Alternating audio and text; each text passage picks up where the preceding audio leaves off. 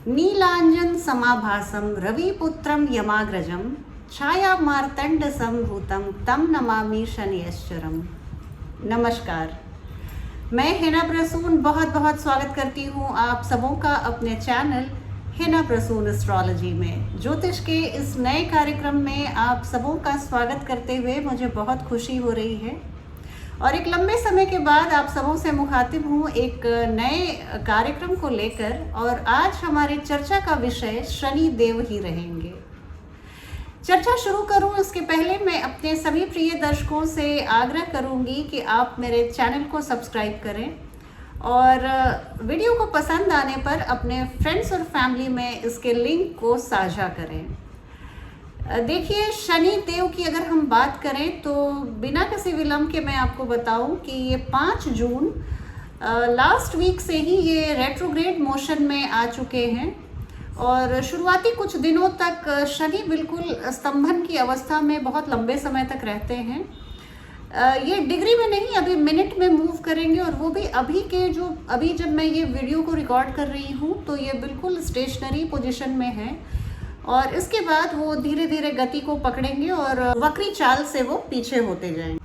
तो 5 जून से 12 जुलाई तक शनि देव कुंभ राशि में ही वक्री होते रहेंगे रेट्रोग्रेड मोशन में। इनको अभी एक्वेरियस साइन को पार करते करते 12 जुलाई आ जाएगी और उसके बाद पुनः वो 12 जुलाई से मकर राशि में प्रवेश कर जाएंगे।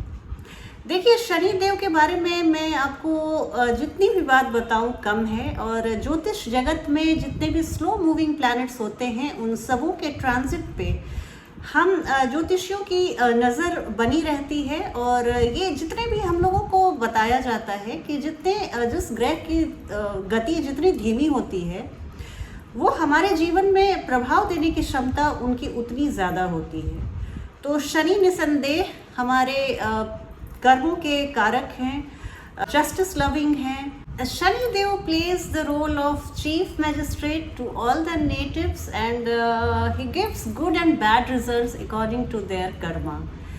So that's the simple logic behind the working and modus operandi of Shani Dev, lord Saturn. एक जो चीज़ मैं रेट्रोग्रेड मोशन से जुड़ी हुई बात है वो ये बताऊंगी कि चूंकि ये बहुत रेट्रोग्रेड मोशन में जब प्लैनेट आते हैं तो उनकी गति धीमी हो जाती है, तो वो जिस भाव को रिप्रेजेंट करते हैं आपकी कुंडली को, वहाँ पे आप थोड़े से डिलेज का सामना कर सकते हैं, थोड़ी सी फ्रस्ट्रेशन आप फील कर सकते हैं कि ये जो 2 दिनों का काम था वो 4 दिन में क्यों हो रहा है। इस तरह की स्थितियों से आप सामना कर सकते हैं। ये सिर्फ किसी एक राशि के बारे में बात नहीं है, ये हम सभी 12 राशि वाले जातकों पे बात खरी उतरेगी। मैं एक बात और बताना चाहूँगी कार्यक्रम को शुरू करने के पहले कि आप प्लीज़ इस वीडियो को स्किप करके मत देखिएगा। आप पूरे वीडियो को देखिए, तब आपको एक बेटर ओवरव्यू मिल पाएगा सैटर्न के ट्रांजिट के बारे में।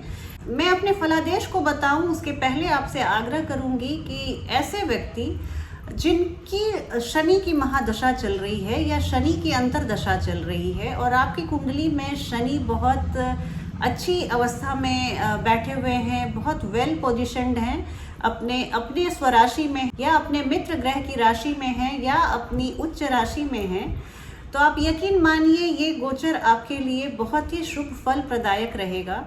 लेकिन इसके विपरीत अगर शनि देव आपकी कुंडली में अभी आपकी महादशा चल रही है शनि की या अंतरदशा चल रही है शनि की, लेकिन वो बहुत अपनी नीच राशि में है या किसी शत्रु राशि में है, तो इस तरह की स्थिति अगर बनती है तो आपके लिए ये थोड़ा सा संभलने वाला समय रहेगा। क्योंकि जैसे ही 29 अप्रैल को शनि देव मकर राशि को छोड़कर कुंभ राशि में आए थे तो हम सभी जातकों के जीवन में एक खुलापन सा महसूस हुआ और उस 29 अप्रैल के बाद से ही आप इन जनरल अपने मंडेन एस्ट्रोलॉजी की भी बात करूं तो पूरी दुनिया में थोड़ा सा जैसे हम खुली हवा में सांस ले रहे हैं, वो बीमारी, वो महामारी, उसका भय थोड़ा कम होता चला गया हम लोगों के मानस पटल से।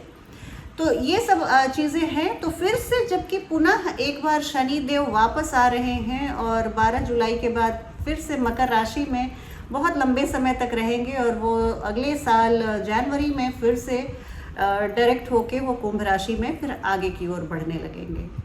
तो ये जो मैं फलादेश बता रही हूँ आपको जुलाई से 12 जुलाई से लेकर अगले जनवरी तक की है। तो इस भविष्य फल को आप ज़रूर देखें। ये आपकी चंद्र राशि पे आधारित है। तो इस भविष्य फल को तैयार करते समय हमने शनि देव के पोजीशन की गणना आपके चंद्रमा से की है। तो आप अपने चंद्र राशि के हिसाब से इसे ज़रूर देखिए। और वैसे भी 7.5 चंद्रमा को ही लगती है। तो चंद्रमा शनि के प्रेडिक्शंस को जानने के लिए आपको अपनी कुंडली में चंद्रमा की पोजीशन को बहुत अच्छी तरह से जानना और समझना चाहिए। अब इस भूमिका के बाद मैं सीधे बात शुरू करूंगी एक एक करके सभी 12 राशियों की। राशियों के चर्चा के क्रम में अब बात करूंगी मकर राशि वाले जातक और जातिकाओं के बारे में कि वक्र शनि देव उनके लिए उनके जीवन में क्या परिणाम लेकर आने वाले हैं या आ रहे हैं। तो देखिए, आपके लग्नेश होते हैं शनि देव और आपके द्वितीय भाव के भी स्वामी होते हैं। अभी वर्तमान में आपके द्वितीय भाव में गोचर कर रहे हैं और वक्री अवस्था में 12 जुलाई के बाद आपके लग्न में आ जाएंगे। शनि देव आपके लग्न हम सभी जानते हैं हमारी मेन पर्सनैलिटी होती है, हमारा हेल्थ होता है, हमारा आचार व्यवहार होता है, हमारा स्वभाव होता है। और द्वितीय भाव जहाँ से अभी शनिदेव गोचर कर रहे हैं वो हमारे फैमिली का होता है, फूड का होता है, फाइनेंस का होता है। यहाँ पे देखिए, एक जो सबसे मुखर कर बात सामने आ रही है वो ये है, फैमिली लाइफ थोड़ी सी बाधित होते हुए दिख रही है। यहाँ पे आप अपने फैमिली में थोड़े से आर्गुमेंटेटिव होते हुए दिख रहे हैं। फैमिली मेम्बर्स के साथ आप हमेशा एक विवाद की स्थिति में अपने आप को पाएंगे और पूरे परिवार के लोगों को आप पाएंगे कि वो एकजुट होकर एक साइड में आ गए और आप अकेले एक साइड में रह गए। इस तरह की स्थिति से आप दो चार हो सकते हैं। लेकिन ऐसे जातक जो विदेशी धरती पे रहते हैं, अपने जन्म स्थान से बहुत दूर रहते हैं, उनके लिए शनि का ये गोचर बहुत खुशनुमा पलों को लेकर आने वाला है। यहाँ शनिदेव आपके अष्टम भाव में दृष्टिपात कर रहे हैं। यहाँ से मैं ये आपको दावे के साथ कह सकती हूँ कि इन जनरल आपके लाइफ में सुख और कंफर्ट बढ़ने वाले हैं। अगर आप किसी पुरानी बीमारी से जूझ रहे थे, किसी क्रॉनिक इलनेस से जूझ रहे थे, तो वहाँ पर मैं आपको बड़ी राहत मिलते हुए देख रही हूँ। मकर राशि वाले जातकों के लिए ये एक बहुत अच्छी खुशखबरी है कि अगर आप अभी अपने लुक्स को एनहांस करने के लिए कोई कॉस्मेटिक सर्जरी या किसी भी तरह की कोई कॉस्मेटिक प्रोसीजर को कराना चाह रहे थे, तो आपके लिए ये बहुत ही खुशनुमा समय है और आप अपने लुक्स को एनहांस कर सकते हैं। आप जैसा चाहते हैं वैसे आप अपने रूप को पा सकते हैं। लग्नेश अगर लग्न में आए तो आपके लिए, सभी जातकों के लिए जनरल मैं बता रही हूँ, वो आपके लिए बहुत ही अच्छा रहता है। आप में धीर गंभीरता आएगी। आप लोगों को, आप एक बहुत अच्छे श्रोता बनकर उभरेंगे। बोलने से ज़्यादा आप सुनने पर विश्वास रखेंगे। लव अफेयर्स की मैं आपकी बात करूं तो वहाँ पे मैं आपके पार्टनर्स के साथ प्रेमी युगल में थोड़ी सी मिसअंडरस्टैंडिंग और थोड़ी सी खटपट वाली स्थिति देख रही हूँ। अगर आप अपने प्रेमी और प्रेमिका को सच्चा प्यार करते हैं तो यकीन मानिए, समय के इस प्रवाह में बह के आप प्लैनेट की एनर्जी के वशीभूत होकर आप अपने एक बहुत ही प्यारे रिश्ते से हाथ मत धो बैठिएगा। आप ज़रूर ये चिंतन मनन कीजिएगा कि रिश्ते में, एक रिश्ते को निभाने में जो हम इमोशनल इन्वेस्टमेंट करते हैं उस पर हमारी बहुत सारी भावनाएं, बहुत सारा समय और हम अपने एक जीवन का बड़ा हिस्सा देते हैं।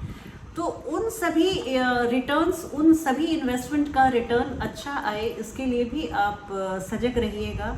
मैं किसी व्यापारिक दृष्टिकोण से मैं नहीं कहती कि आप रिश्ते को चलाइए, पर रिश्ते को भावनात्मक तौर पे आप इस लाभ और हानि की परख जरूर रखिएगा।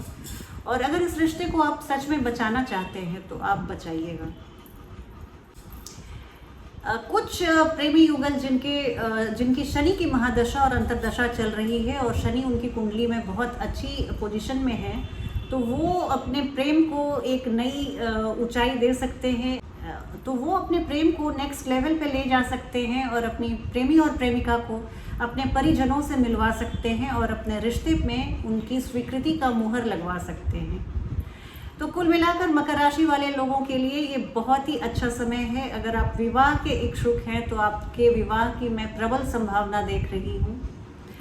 यहाँ पर मैं आपको शुभकामनाओं के साथ यहाँ पर मैं आपको बहुत सारी अग्रिम शुभकामनाएं देती हूँ। आप शनि की दृष्टि यहाँ से आपके सप्तम भाव पर पड़ेगी और वहाँ आप प्रयास करें तो आपकी एक बहुत अच्छी शादी हो सकती है, एक बहुत अच्छा जीवन साथी आपको मिल सकता है। चलती हूँ आज की वीडियो में, बस इतना ही। आपसे बहुत जल्दी एक नई वीडियो में भेंट होगी, तब तक आप अपना ध्यान रखिए। जय हिंद, जय भारत।